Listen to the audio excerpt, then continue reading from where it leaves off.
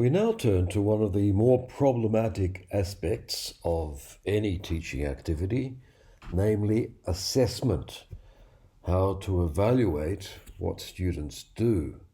It's also students evaluating us, but here I'm focusing on how we evaluate or assess the work of students. In our ideal world, you have your learning outcomes, which produce lesson plans, and they should also generate assessment. That is, according to this ideal world, what are you going to assess? How well the learning outcomes have been achieved. That, however, is a convenient simplification. The problems are rather more complex than that. Consider, if you will, the kinds of things that assessment can be based on. For example, we're training translators or people who are going to use translation in some way. We could just focus on errors in translations, and that is what is normally done. And is much criticized. If you've read Kelly, for example, she starts from the negative assessment of simply counting up the errors that the students make. We can make a more holistic judgment of the person and what they're good at, what they're not so good at, and make certain recommendations on that basis. We can base assessment on portfolios, that is, the work that the students have done in class or actually outside of class as well, especially if they've been on student job placements, when they can produce some interesting work that can give an idea of the range and capacities of the person. And then finally, the thing that we had in our ideal world, the attainment of learning outcomes. And the question is, to what extent can that, the attainment of learning outcomes, account for all these other things that can be done? One would hope that they can all be related to learning outcomes, but in practice, this is really quite hard to do. Bear in mind, the learning outcomes are written prior to seeing actual people in front of you. The portfolios and the holistic judgments are based on those individuals as you come to know them, and errors in translation are usually just a part of the learning outcomes that we formulate. All of these are found.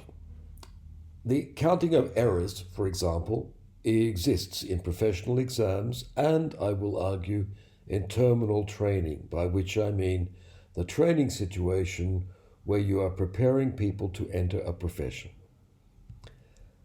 Holistic judgments, we use these when we write reference letters or letters of recommendation for students, for example, as well as the prose that we add to various reports along the way.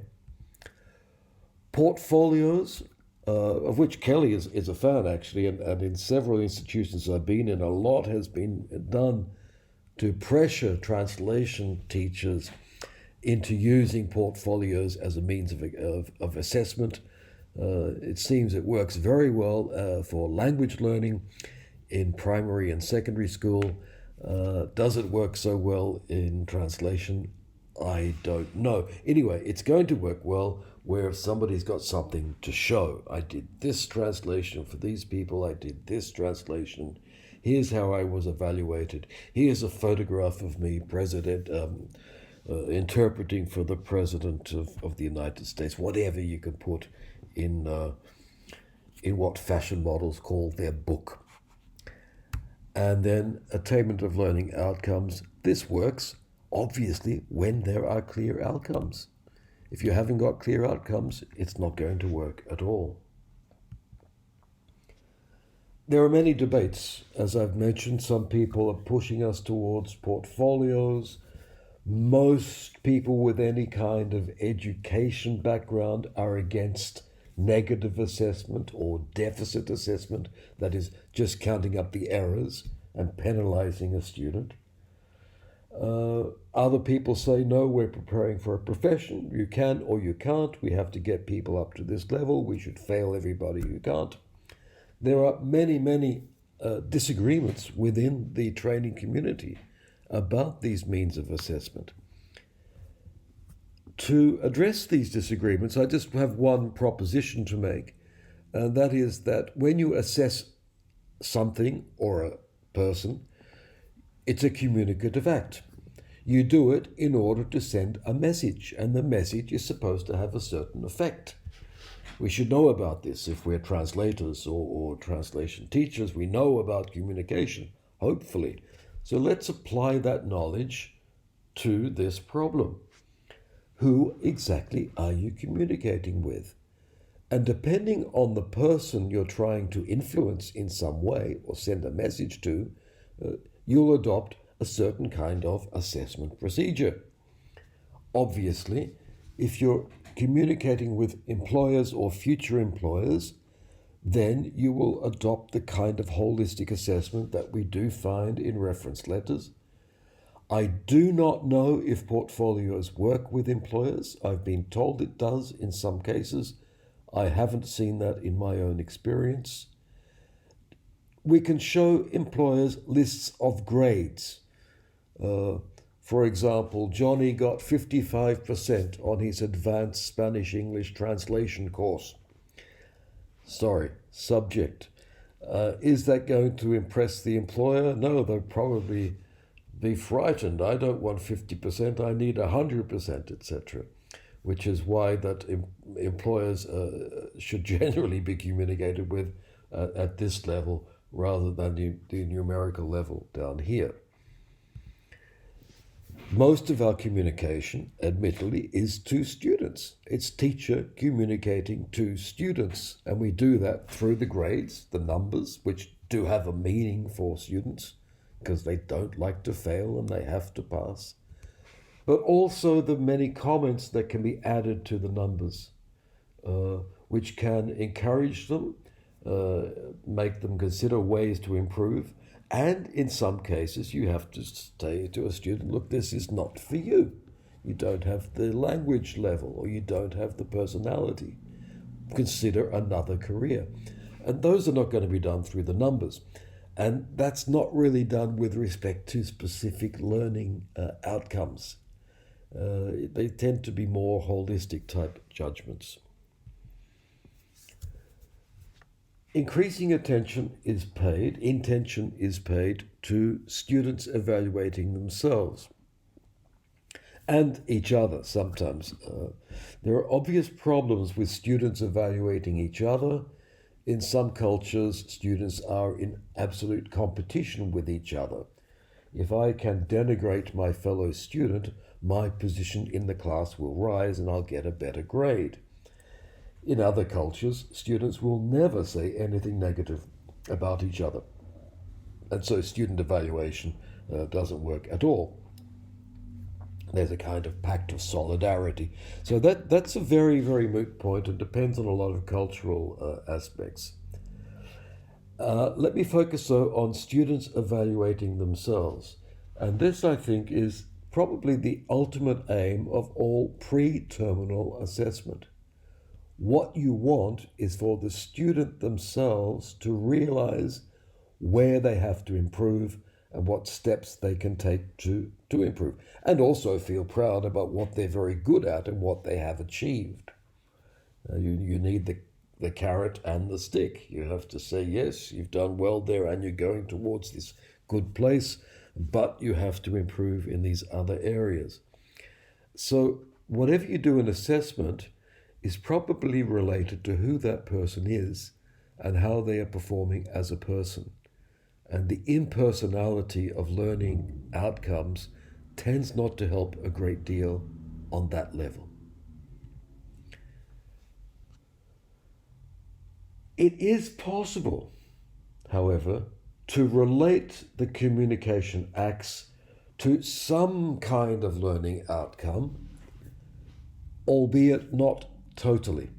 That is, we can nominally refer to the learning outcomes in order to have a kind of checklist. Have we considered this? Have we considered this? Have we talked about this? But I don't think it should replace the humanization of communication on all these different and varied levels. Having said that, as you can tell, I like learning outcomes because they make us think. I fear learning outcomes because they are dehumanizing. So we're in between those two attitudes. Here is how it is done. Okay, let me present what's done at this university, the one that we're in now. When I plan a subject, I have to plan learning outcomes. And these here are the learning outcomes for the subject we're doing, teaching, translation, and interpreting. They are mapped onto the learning outcomes for a Master of Translation. No need to be, but it was done that way. It could have been the Master of Applied Linguistics. I'm not going to focus on the mapping operation there, but you can see that we have to justify each one in terms of these higher level learning outcomes. Let me go to how we have to justify the assessment. So we have to say, I want to teach this subject, and here's what the assessment's going to be, because this is sort of the normal kind of assessment at the university. And I have to say how those assessments relate to these learning outcomes. So the first essay you do by week 5 should relate to something about student-based learning and awareness of translation in language learning. In fact, we give you the option because some people are more interested in one than the other. No matter. This activity is related to those. Number 3 about learning activity is related to this one. And then the final essay brings in the 3th L1, solo 1, solo 3. It should be SILO, okay? And 4 come together there. Okay, so we are obliged to relate our assessment activities to the learning outcomes. Good. However, when you come down to actual lessons, it's very hard to do that. As you've seen, when we do the lesson plan, there are lots and lots of minor outcomes that we're interested in. Sometimes we can cover them all in a piece of assessment material that can be worked on, but it's entirely counterproductive to sit down and spend a lot of time on the evaluation of whether or not those learning outcomes have been achieved. You have to hope the student's done some work and that they did the work in the required areas. So what we are using when we assess your weekly reports is this. This is the rubric. Did you complete it? Is there evidence of creative and critical thought? How well do you write? Since we're concerned with quality of language. And we just click there, there, or there, and we get very quickly a grade out of 4. We do that because it's fast, because at this level, assessment is not that important. Okay, is it related to learning outcomes? Well, sometimes in some vague general way. On the other hand, in terminal situation, when people are doing, for example, professional exams to be accredited as translators, you get very, very detailed rubrics corresponding to probably more things than anybody really has to learn. This is from the American Translators Association certification program. It's a public exam. The pass rate is regularly below 20%. So it's a very rigorous, very hard exam. And you can see here all the different kinds of things that are penalized, including addition, omission, for example, or the giving of 2 kinds of solutions, all right? I wonder why faithfulness is there. Anyway, that's a bad thing. What's interesting is it's entirely negative. You can give here the weighting of the errors, and you count up the errors, and that gives you a numerical grade. for this exam, and people pass or fail, and the vast majority fail. Now, what's interesting, I've picked this up because we did some research on it. We were able to get, one of my doctoral students was able to get the grading papers for the Japanese exam in one particular year. And she found that the individual examiners actually put in different scores for different things here, judging the same translation. But remarkably, they all agree more or less, which suggests that there's an itemized approach to assessing the bad things that have been done, but there's also a subjectively formulated global assessment that is operative. If not, how could it be that all these numbers come out at approximately the same level and there is agreement? What this suggests is that there are two kinds of things going on. The itemized thing, which here is entirely negative and could be like the learning outcomes, and then the global assessment, on which people do tend to agree. This is the LISA grid, or one of the versions of the LISA grid. This is the Localization Industry Standards Association, long since defunct, but this grid lives on because it's used in many, many situations to evaluate translations in the localization field. Much simpler than the other one, than the ATA. We're just counting up mistranslations. And notice there are just three categories: minor, major, critical. But minor is 1 point, major is 5. That's a big jump. And critical in some versions is 10. In other versions, there's a formula for working it out. Basically, if you get a critical, just one critical mistranslation, the whole thing's off. It's not going to work. You have failed. You're out. Or your employer will not pay you. The jump between 1 and 5 is also very interesting. In the professional situation, they will put up with quite a lot of minor translations. And you can see here they're judging whether or not it was based on machine translation, so it's in fact post-editing that they're working on here. There's mistranslation, accuracy, and terminology as a separate category. Terminology means when there's no match, you got it yourself. You had to find it. Okay, so there are quite specific evaluation grids here. This is in the professional situation. Now, both of those, that is the ATA and the LISA, do not give points for creative solutions. They only deduct points. Their view of translation is this is a field where you can only make mistakes. And a successful translation is one that doesn't make mistakes.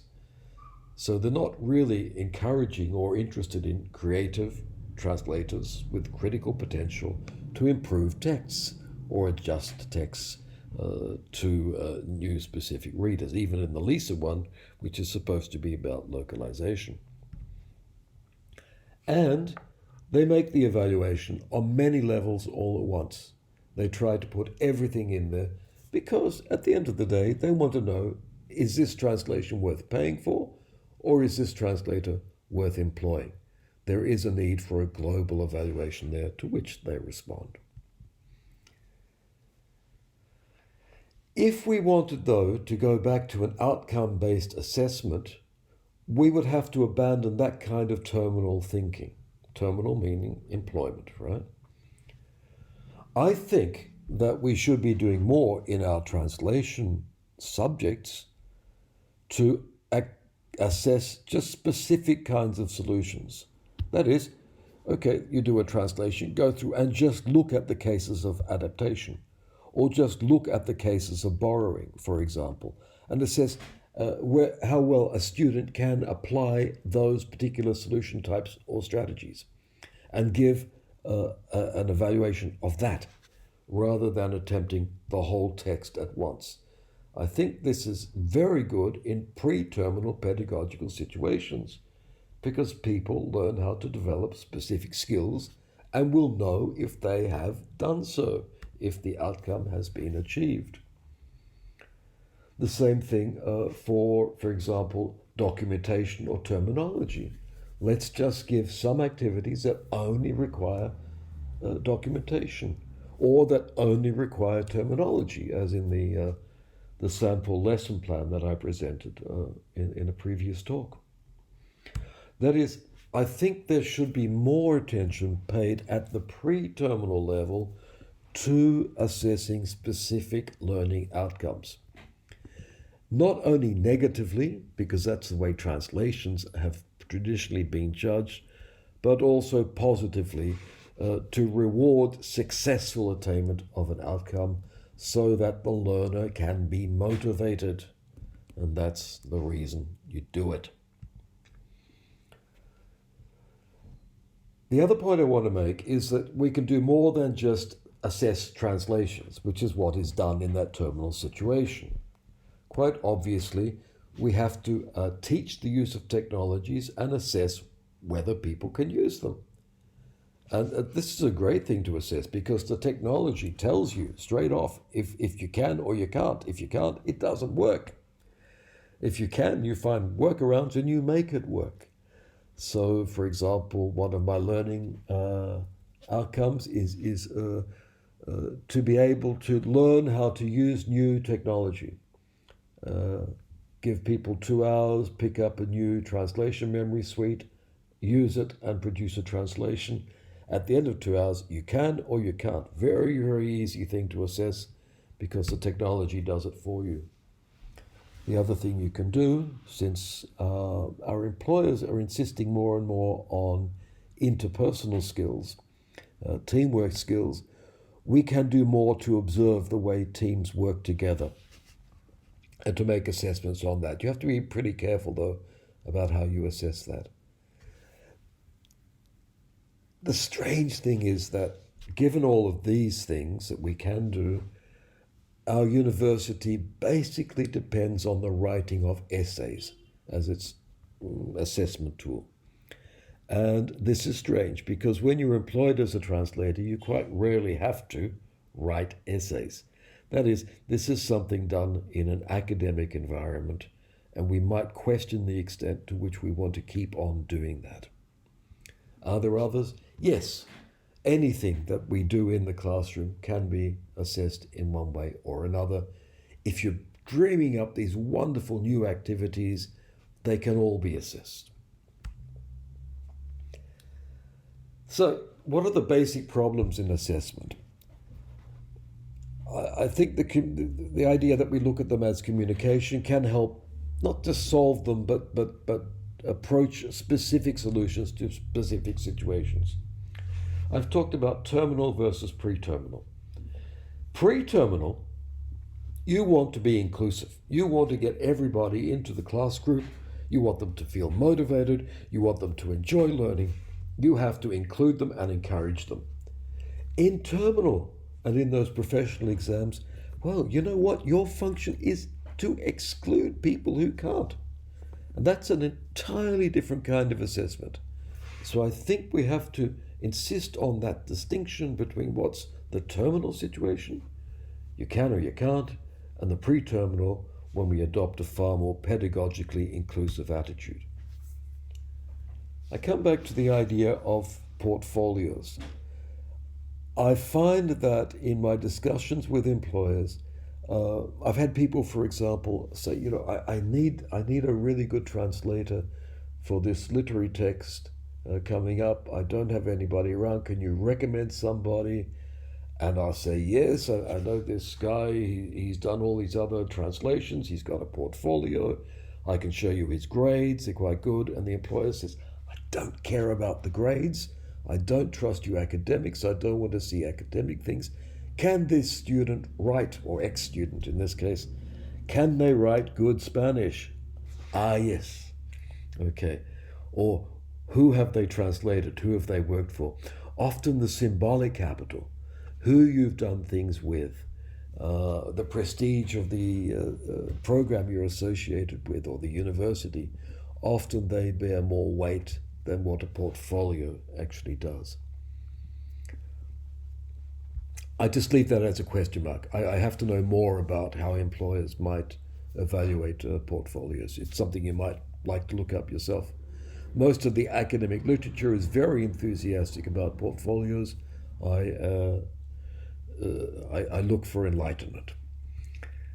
The other issue is pedagogical versus industry assessment. A doctoral thesis done some years ago got some translations. It's actually post-editing of machine translations, and had them evaluated by university teaching staff and then evaluated by the heads of translation companies. Guess who found the most errors? The translation companies or the teaching staff? Well, the teaching staff, by a long way, because the teaching staff were very, very interested in the minute details of good academic writing, punctuation, sentence length, for example. The people in the industry were less concerned about those details. They were interested in whether or not we can understand it straight off and whether or not it was short so it could be read. Time was a constraint. So there's a problem when we evaluate the writing of academic essays, when an industry just wants the delivery of reports on time. We might like to defend the academic essays by saying that as a university, we train people for industry, but we also train them to do research within our own institutions, and there we are looking after our own. And I think that's a pretty good argument and should be made very clearly. My final point concerns self-assessment. There's a lot of literature in the past few decades, really, insisting that our aim should be to get the student to do their own self-assessment. And in a lot of the things we do, and that I even do, we're required to write our own assessment. I've just done an assessment of my past 3 years of work, and I had to write what I think I'd done well and what I think I could have done better. Our aim, I think, as external, as teachers, talking, communicating with students, is really to get that. The student will look at our feedback and say, "Oh, you bastard, what, you didn't like this? I thought I really worked hard and you just find all these things." And it's a very antagonistic kind of relationship, unless it's a brilliant student, in which case all praise is accepted, but they tend to quibble on the minor things. What you really want is not that. You want the student to take on board those things that they're good at and can be proud about, and those areas in which they themselves want to do more work to improve in. And that requires more than just a one-way communicative act. It should be a dialogue of some sort.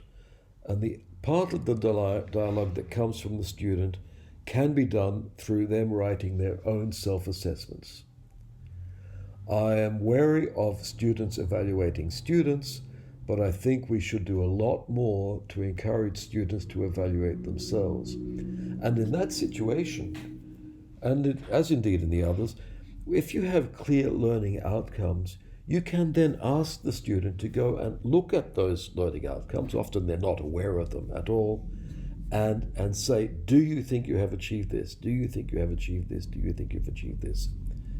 Some students will lie and say, yes, I'm brilliant. Other students will be very, very shy and say, oh, I should have worked harder, I should have worked harder.